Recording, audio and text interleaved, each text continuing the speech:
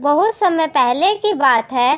किसी राज्य में एक राजा राज्य करता था, परंतु वह किसी भी फैसले को सही ढंग से सुलझा नहीं पाता था, क्योंकि राजा का मंत्री बहुत ढीला तथा सुस्त था और ना ही वह अधिक बुद्धिमान था, जिसके कारण राजा किसी भी फैसले को सही ढंग से सुलझा नहीं पाता था। इन्हीं के राज्य में बिरजू और मन्ना नाम के दो चोर रहते थे। बिरजू बहुत अधिक बुद्धिमान था, जबकि मन्ना साधारण ही था। एक बार की बात है, वह दोनों एक सेठ के घर चोरी करने जाते हैं। सेठ सो रहा होता है। अरे मन्ना, जल्दी जल्दी चलो, कहीं सेठ जग गया तो लेने के देने पड़ जाएंगे। फिर वह दोनों जल्दी जल्दी उसके सारे जेवर और पैसे उठा लेते हैं, लेकिन जैसे ही वह सामान उठाकर निकलते हैं, तभी मन्ना अचानक से गिर जाता है।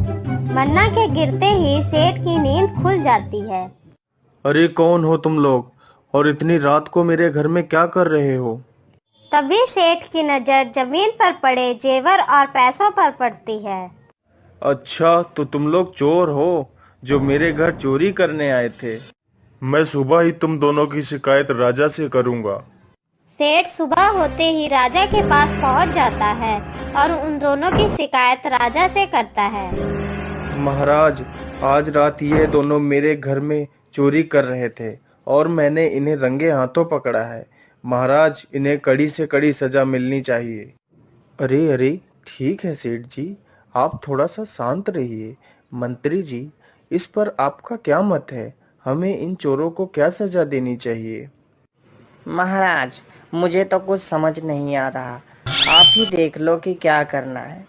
मेरी तो आज तबीयत भी बहुत खराब है। तुम दोनों को अपनी सफाई में कुछ कहना है? जी नहीं महाराज, हमें कुछ नहीं कहना है। तो ठीक है, कल इन दोनों को फांसी दे दी जाए। फिर सैनिक उन दोनों को जेल में बंद कर देता है। अरे बिरजू, तूने कुछ कहा क्यों नहीं? बिरजू, मुझे बचा ले मेरे भाई, मैं मरना नहीं चाहता। मैं चमेली के साथ शादी करना चाहता हूँ। भाई, मुझे एक बार बचा ले, मैं जीवन में कभी चोरी नहीं करूँगा। मन्ना, तुम चुप रहो, मुझे कुछ सोचने दो। इसी प्रकार रात गुजर जाती है। सुबह होते ही सैनिक उन्हें फांसी लगाने के लिए ले जाते हैं। जल्लाद जैसे ही बिरजू को नकाब पहनाने के लिए आगे बढ़ता है, तो बिरजू कहता है, अरे रुको रुको, मैं राजा से कुछ बात करना चाहता हूँ, फिर आप मुझे फांसी लगा देना। बिरजू, अब तुझे क्या बात करनी है? बोल।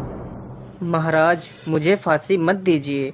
हम दोनों ऐसी तरकीब जानते हैं जिससे आपके धन के भंडार भर जाएंगे, आप और भी समृद्धशाली राजा बन जाएंगे। अच्छा, वो कैसे? बताओ बताओ। महाराज, हम दोनों को हीरे और जवाहरात की खेती करने का मंत्र पता है। राजा चोर के मुंह से हीरे जवाहरात की खेती के बारे में सुनकर तुरंत उन्हें महल ले जाता है। बिरजू, मुझे जल्दी से बताओ, वह कौन सा मंत्र है जिसकी तुम बात कर रहे थे? महाराज, वह मंत्र हम किसी को नहीं बता सकते। वह मंत्र केवल हम लोग ही उपयोग कर सकते हैं, लेकिन हम आपको खेती करके दिखा सकते हैं। ठीक है बिरजू, तो चलो फिर खेत पर, मुझे खेती करके दिखाओ। फिर वह लोग खेत पर जाते हैं। महाराज, थोड़े से सरसों के बीज मंगवाइए। राजा तुरंत ही सरसों के बीज मंगवाता है और बिरजू को दे देता है। बिरजू आंखें बंद कर कर झूठ मूठ का मंत्र पढ़ता है और सरसों के बीज को खेत में बो देता है। महाराज, अब इन बीज से पौधे निकलने दीजिए, तब तक आप महल में आराम कीजिए। फिर राजा महल चला जाता है। बिरजू और मन्ना भी अपने घर चले जाते हैं।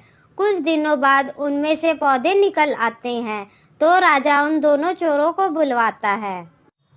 अरे दिखाओ तुम दोनों, इसमें कहाँ हीरे जवाहरात लगे हैं? महाराज, आप कल सुबह आना, फिर मैं आपको दिखाऊंगा कि हीरे जवाहरात कहाँ लगे हैं। अगले दिन सुबह ही राजा और बाकी लोग खेत पर पहुंचते हैं, तो देखते हैं कि पौधों की पत्तियों पर ओस की छोटी छोटी बूंदें पड़ी हैं, जो कि सूरज की रोशनी पर ऐसे चमक रही हैं जैसे कि सचमुच ही हीरे लगे हों। तभी बिरजू बोल पड़ता है, महाराज, ये देखिए, हीरे लग चुके हैं। राजा ये देखकर बहुत खुश हो जाता है।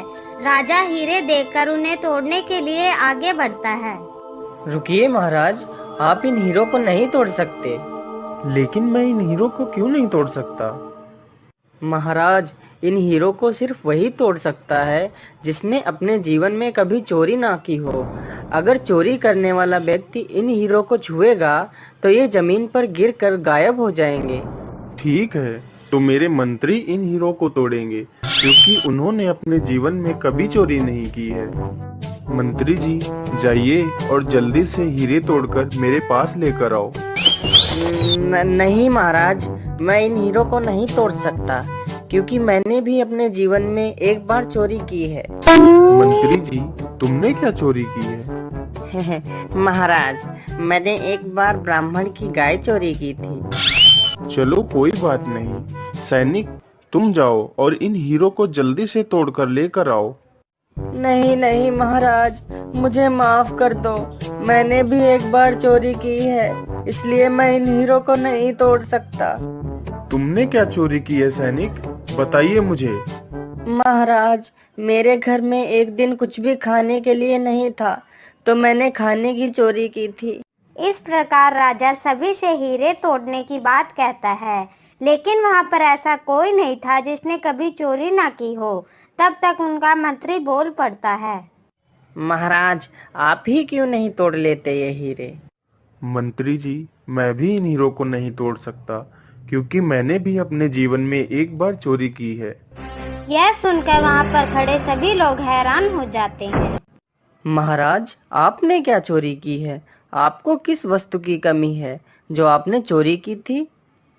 बिरजू, मैंने बचपन में अपनी दादी माँ के घी के लड्डू चोरी किए थे। महाराज, अगर यहाँ पर सभी चोर हैं तो सभी को फांसी मिलनी चाहिए, हम दोनों को ही क्यों?